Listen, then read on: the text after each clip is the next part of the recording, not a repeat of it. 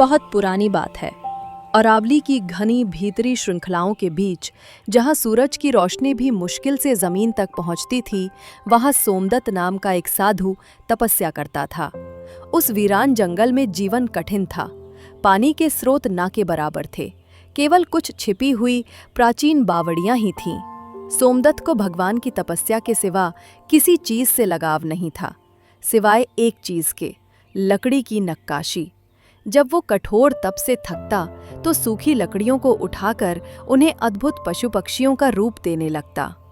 सोमदत्त के एक गुरु थे, परम तेजस्वी आचार्य भार्गव, जो कभी-कभी अपने इस एकांत प्रिय शिष्य को देखने आया करते थे। एक दिन जब आचार्य भार्गव आए तो कुटिया के बाहर बैठे थे कि कुछ धूर्त कौवों का एक झुंड आया। वे काँव काँव करते हुए झपट्टे और इससे पहले कि कोई समझ पाता, एक कौवा उनका प्रिय रुद्राक्ष जड़ित कमंडल चोंच में दबाकर उड़ गया। अरे सोमदत्त, देखो उन्हें, मेरा कमंडल, जल लाने का एकमात्र पात्र। सोमदत्त कौवों के पीछे भागे।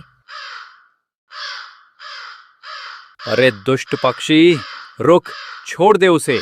पर कौवे पलक झपकते ही ऊंचे घने पेड़ों में ओझल हो गए। सोमदत्त निराश होकर लौट आए। क्षमा करे गुरुदेव, वे बहुत धूर्त थे। मैं आपका कमंडल वापस नहीं ला सका।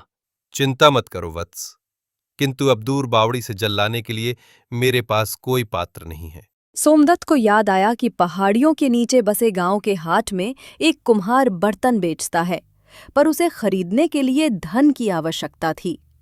तभी उसकी नज़र अपनी बनाई लकड़ी की सुंदर मूर्तियों पर पड़ी। उसने एक पंख फैलाए मोर और एक हिरन को उठाया और गुरुजी से आज्ञा लेकर गांव के हाट की ओर चल पड़ा। वहां पहुंचकर उसने आवाज लगाई, लकड़ी के खिलौने ले लो, जंगल के सजीव जानवर। लोगों को उसकी कला इतनी भाई कि वे चकित रह गए। एक अमीर व्यापारी ने उन दोनों मूर्तियों को मुंह मांगी कीमत पर खरीद लिया। मिले हुए धन से सोमदत्त ने एक नया सुंदर कमंडल खरीदा और खुशी-खुशी अपनी कुटिया में लौट आया। लीजिए गुरुदेव, आपका कमंडल। आचार्य भार्गव शिष्य का ये समर्पण और निस्वार्थ कला देखकर बहुत प्रसन्न हुए। सदा प्रसन्न रहो वत्स, तुम्हारी इस कला में सच्चाई है। गुरुजी कमंडल लेकर चले गए। एक बार सर्दी का ऐसा भयंकर मौसम आया जैसा पहले कभी न देखा गया। कई दिनों तक इतना घना कोहरा और पाला पड़ा कि सारे रास्ते बंद हो गए। सोमदत्त की कुटिया में अन्न का एक दाना भी नहीं बचा। तभी उस ठिठुरन से जूझते हुए उसके गुरु आचार्य भार्गव पधारे। प्रणाम गुरुजी, आप इस प्रलयनकारी मौसम में? सोमदत्त ने उन्हें आदर से बैठाया और अपनी आखिरी बची सूखी लकड़ी से आग जलाई। तुम्हारी चिंता हो रही थी वत्स। गुरुदेव, आप मेरे अतिथि हैं, पर मेरा दुर्भाग्य देखिए, मेरे पास आपको खिलाने के लिए एक फल तक नहीं है। मैंने स्वयं 2 दिन से कुछ नहीं खाया है। आचार्य भार्गव की नज़र कुटिया के कोने में पड़ी, जहां सोमदत्त की बनाई कुछ अद्भुत मूर्तियां रखी थीं। उन्होंने मुस्कुराकर कहा, अरे ये क्या है, जरा दिखाना। ये तो मैंने बकरी बनाने की चेष्टा की थी गुरुजी। आचार्य ने बकरी को हाथ में लिया। वो कारीगरी अद्भुत थी। वत्स, मैं तुम्हें एक विद्या दे रहा हूं। ये प्रकृति के नियम के विरुद्ध है, पर आज प्राण बचाने के लिए ये आवश्यक है। मैं तुम्हें वो मंत्र सिखाता हूं जिससे तुम अपनी कला में प्राण फूंक सकते हो, किंतु याद रखना, इसका प्रयोग केवल आवश्यकता के लिए करना, इच्छा या लालच के लिए नहीं। आचार्य ने सोमदत्त को मंत्र सिखाया। सोमदत्त ने कांपते हाथों से लकड़ी की बकरी पर जल छिड़का और मंत्र का जाप किया। देखते ही देखते लकड़ी की निर्जीव बकरी ने आंखें खोली, हिली डुली और जोर से मिमियाने लगी। गुरुजी, ये तो जीवित हो गई। इसका दूध पियो और अपने प्राणों की रक्षा करो। अगले दिन सुबह होते ही गुरुजी वहां से चले गए, पर जाते जाते फिर चेताया, वत्स, मंत्र याद रखना और मेरी चेतावनी भी। अब सोमदत्त के दिन बदल गए। वो रोज ताज़ा दूध पीता और तपस्या में लगा रहता, पर धीरे धीरे उसे अकेलापन सताने लगा। बकरी तो है, पर ये बोलती नहीं। काश कोई साथी होता जो मेरी कुटिया की रखवाली भी करता। उसे गुरुजी की चेतावनी याद आई, पर मन में एक नए विचार ने सिर उठा लिया। जंगल में सांप बिच्छू बहुत हैं। बकरी की रक्षा के लिए एक चौकस लोमड़ी तो आवश्यकता ही है। ये लालच नहीं है। उसने अपनी सारी कला लगाकर लकड़ी की एक चालाक लोमड़ी गढ़ी। फिर उसने मंत्र पढ़ा और उसमें जान डाल दी। लोमड़ी जीवित होकर उसके पैरों से लिपट गई। सोमदत्त की खुशी का ठिकाना न रहा।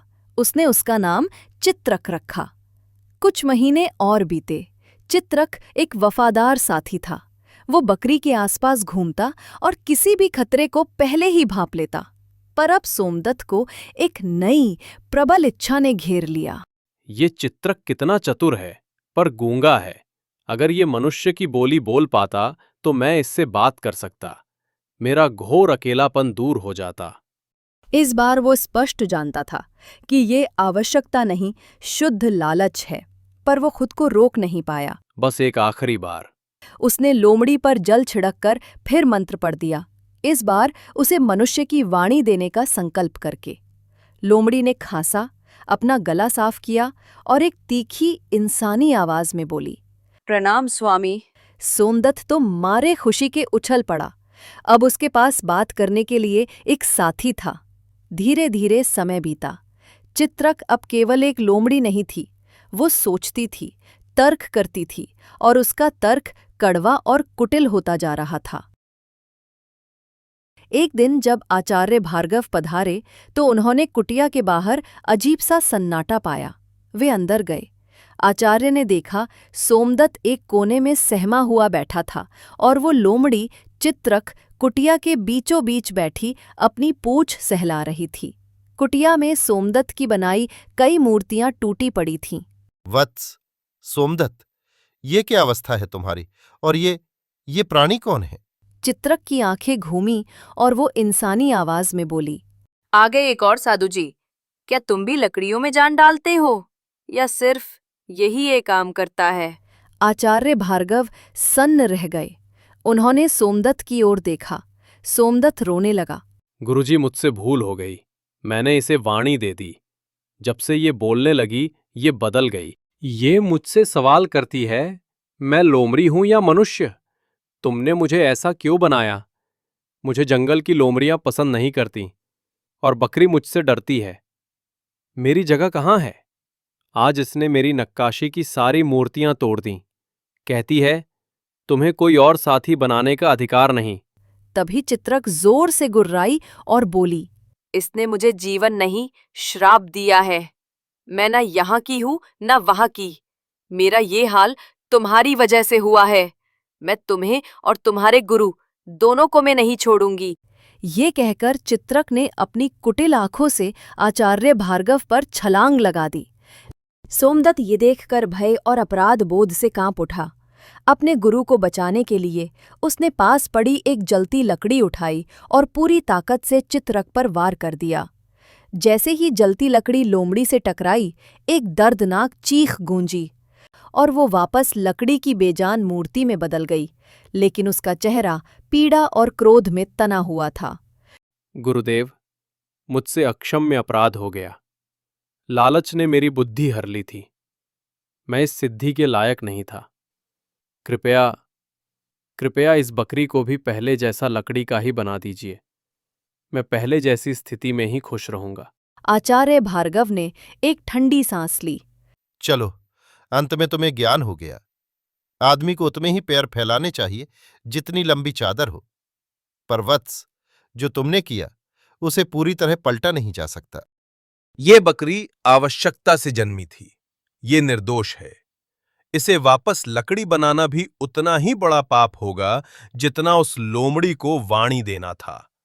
तुमने एक जीवन को जन्म दिया है। अब उसका पालन पोषण करना तुम्हारा प्रायश्चित है। सोमदत्त को अपनी गलती की गहराई का एहसास हुआ। आचार्य भार्गव ने उस क्रोधित लोमड़ी की लकड़ी की मूर्ति को उठाया और उसे दूर जंगल में फिकवा दिया। कुछ ही दिनों बाद सोमदत्त संभल गया। उसने उस मंत्र को हमेशा के लिए त्याग दिया। वो वापस अपनी शांत तपस्या में रम गया। लेकिन अब वो अकेला नहीं था। उसके साथ वो बकरी रहती थी जो उसे हर पल आवश्यकता और लालच के बीच के महीन अंतर की याद दिलाती रहती थी।